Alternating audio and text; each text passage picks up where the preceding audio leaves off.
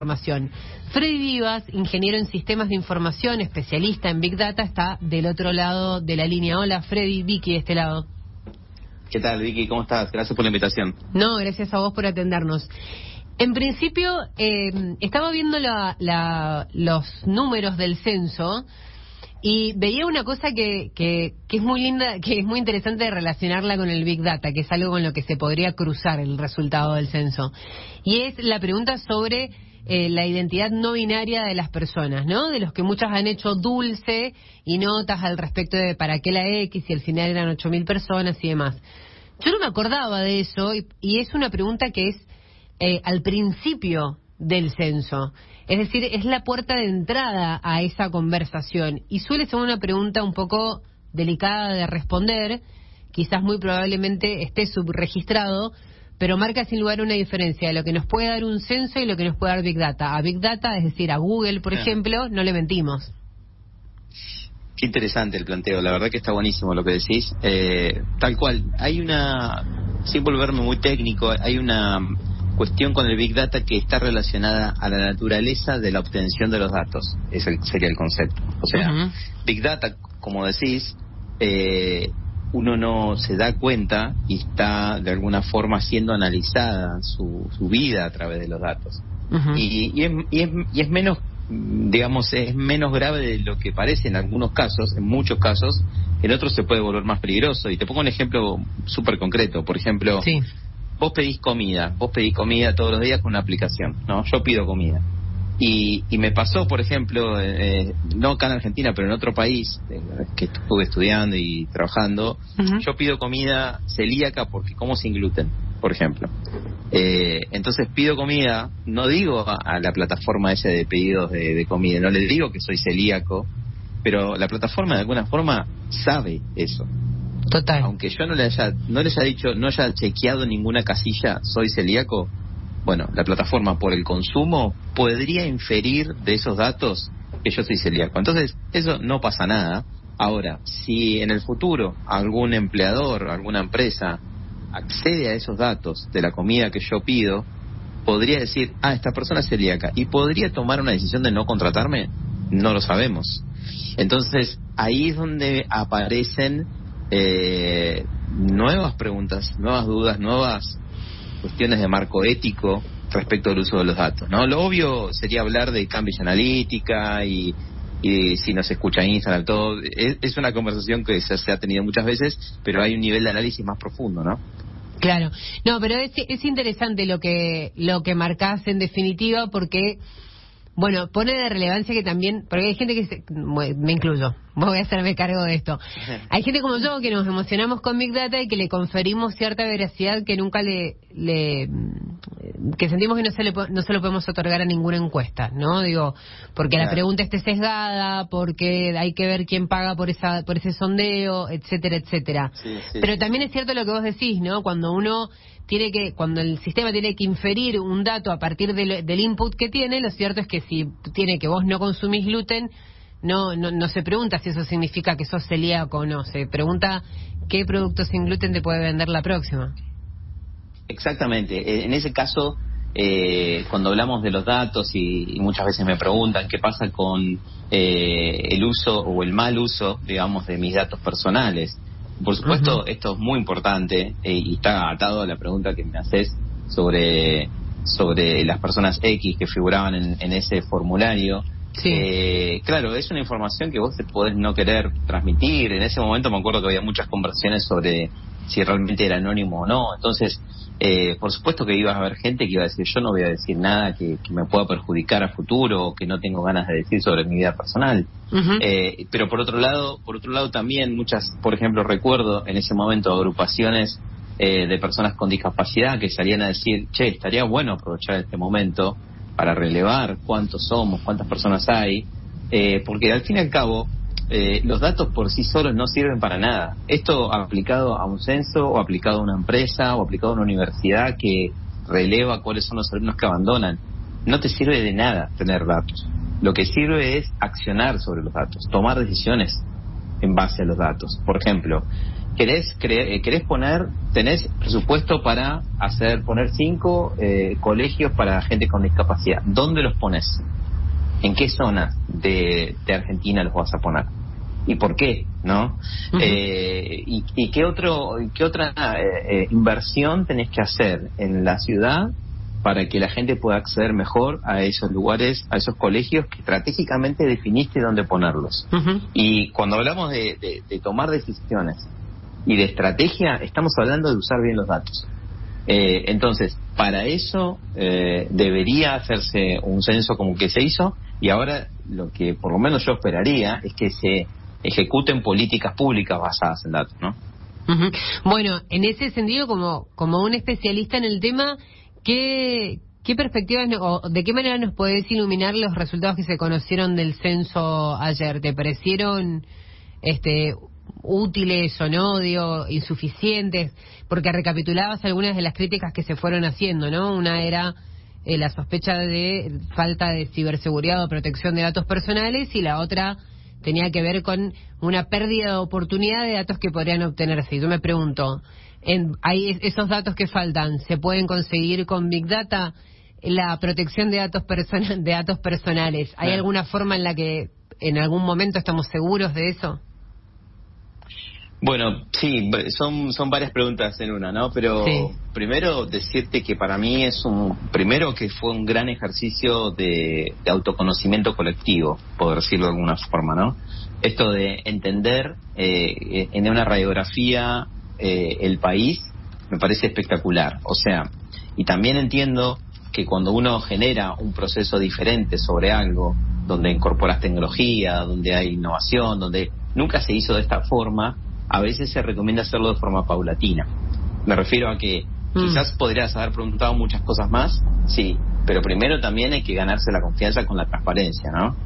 Comunicando esa transparencia. Entonces, yo en ese momento, cuando se empezó a hacer el censo, recomendaba a todo el mundo que me preguntaba, obviamente, hagan el censo online, está buenísimo, ¿no? Pero también entiendo que cuando uno no conoce las plataformas, no conoce los métodos de seguridad aplicados, que si bien algunos los difundieron, quizás mucha gente no confiaba, entonces entiendo que haya resquemores, pero creo que va por acá. O sea, para mí está buenísimo hacerlo online. Es una herramienta tremendamente poderosa, ya todo lo digital ya nos atravesó, o sea, ya sabemos que funciona y que se puede hacer bien a nivel de seguridad. Si no, no funcionarían los bancos, las plataformas con las que uno transfiere dinero. O sea, hay métodos para hacer esto muy seguro. Por lo tanto, espero que este sea el primer paso de un camino que es el más lógico. El camino más lógico es, si vos mirás números, el 85% de Argentina está conectado a Internet de alguna forma. Entonces, si eso pasa, para mí, para ahorrar costos, para optimizar, esta es la mejor manera. Los datos que yo veo son datos agrupados, son datos que sirven como para tener una idea. Ahora, esto tiene varias aristas, ¿no? Si hablamos de cómo lo podría utilizar correctamente un gobierno, podríamos hablar de cómo lo usa un gobierno y cómo lo usan las organizaciones, las empresas, sí, también, ¿no? Un gobierno, claro, como decíamos antes, lo esperable es generar políticas públicas basadas en datos. O sea, ¿cómo hacemos para tomar definiciones que, también para aclarar, esto se hace a nivel de radio censal, o sea que no individualizás, no decís, Freddy Vivas vive en tal lugar y hace determinada cosa, sino es como un espacio, una unidad de medida un poco más grande, digamos, ¿no? Entonces, con eso, vos podrías aplicar políticas públicas orientadas a equidad, orientadas a seguridad, orientadas a discapacidad, o donde, por ejemplo, donde es una zona donde hay muchos niños y deberíamos crear parques para que puedan jugar ahí y quizás habilitar menos calles para que haya menos autos y evitar accidentes. Hay países en el mundo utilizando estas técnicas. No es una locura lo que estoy proponiendo. Hay países que usan estas técnicas de analizar datos y de tener datos digitalizados para crear smart cities o ciudades inteligentes. Claro. No es más ni menos que esto. Yo tuve la suerte de trabajar en algunos proyectos de varios años, incluso en Argentina, donde se analizaban datos para, por ejemplo, decir, este es el camino donde va más gente, enanchémoslo, o agreguemos más frecuencia de colectivos, o tomar decisiones basadas en datos es exactamente eso. Por ejemplo, cuáles son dónde podríamos poner un polo tecnológico, porque vemos que esto está pasando en la realidad. Pensá que el censo anterior es de 2010. Cambió absolutamente todo el mundo de aquella época a hoy. Tecnológicamente teníamos el iPhone 4, o sea, ni siquiera todavía teníamos 4G, ¿no? Entonces, el mundo en todo sentido cambió, la pandemia nos hizo cambiar también, y creo que se pueden tomar muchas decisiones basadas en estos datos. Por supuesto, no lo puede ser cualquier persona, necesita ser personas que entiendan cómo analizar datos. Ahora, ¿por qué tardaron tanto? O sea, digo, ¿por qué pueden haber tardado tanto, visto y considerando que la parte digital fue una parte importante de cómo se contestó el censo? Sí. No sé el proceso interno, la verdad que no quiero opinar algo que no conozco, pero bueno, sé que había algunas, incluso dificultades contractuales con los proveedores que hicieron el servicio, eso por lo que leí por algún lado, pero la verdad que desconozco. Teniendo datos digitales, esto debería ser todo mucho más fácil, ¿no? Pero te decía, la contraparte de cómo una empresa o cómo una pyme o una persona que está en su casa ahora escuchando dice, che, ¿y esto para qué me sirve a mí?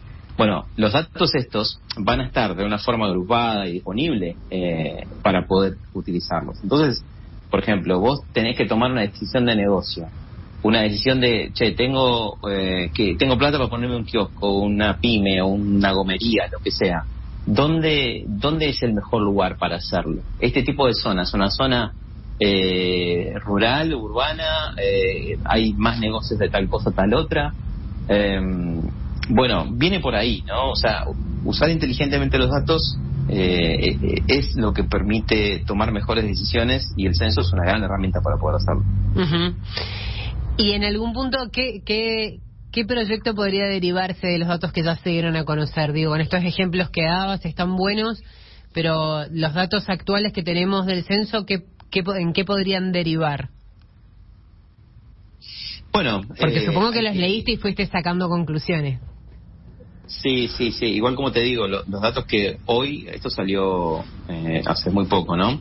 Los datos que aparecen están a un nivel agrupado. Entonces, por ejemplo, vos tenés números como cuántas personas hay en situación de calle, ¿no? Y aparece un número, pero por ahí no tenés el desglose de dónde están o en qué zonas son, ¿no? Entonces, cuando vos puedas analizar la data con un poco más de profundidad, ahí sí vas a poder quizás tomar mejores decisiones. Hoy está todo a un nivel muy general, ¿no? Sirve para fines estadísticos más que nada. ¿Sabes por qué te lo preguntaba? Porque algo que tengo la duda es ¿qué podría ser Big Data por estos datos? Digo, si los puede corroborar, si existe alguna instancia de ese tipo. Digo, veía recién que ya hay una presentación de que los datos están distorsionados, hay una sospecha sobre la población en La Matanza, que pone el censo que tiene más votantes, porque tratan de que eso signifique que tiene más representantes, y como eso cae en dimes y diretes políticos, ¿no? Pero desde el punto de vista técnico, pensaba que puede llegar a corroborarse con Big Data de lo que se conoce a partir del censo. O si es factible esa lógica. Sí, podrían evaluarse cosas, o sea, podrían hacerse inferencias, por ejemplo, tomando ciertas pero no es algo preciso, pero sí puede servir algo para aproximarlo, ¿no? Porque, por ejemplo, hay estadísticas que te dicen cantidad de personas que tienen teléfono celular. Entonces, si vos sabes cantidad, o sea, si hay una persona con un celular en una casa, o hay 10, bueno, y eso está relacionado a la información que tienen las empresas de telecomunicaciones, ¿no? Entonces, si pudieras acceder a ese tipo de data de la cual son dueñas las empresas de telecomunicaciones, podías hacer inferencias del estilo: hay 500 celulares conectados en esta zona, o hay 1000, o hay 100.000, ¿no?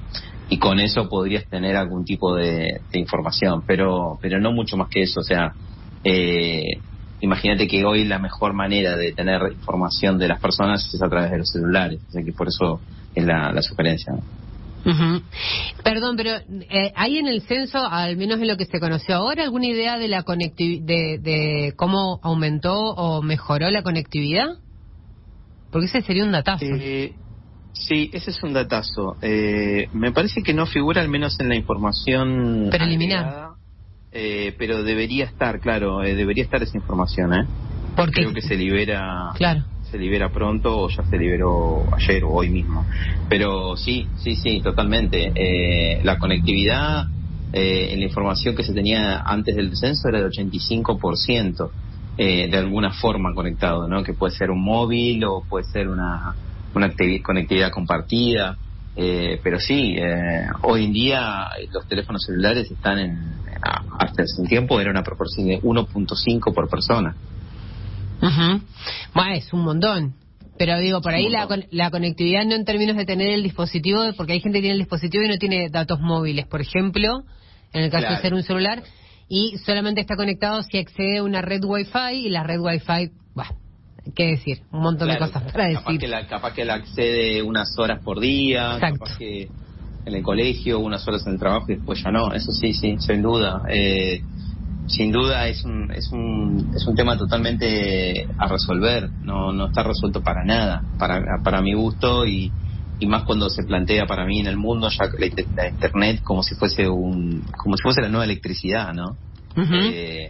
A la que acceder o no te puede dar posibilidades o limitar un montón en tu desarrollo, especialmente la gente joven cuando está en etapas de formación, y en la pandemia se vio que no todo el mundo podía acceder, no todo el mundo tiene una computadora en la casa.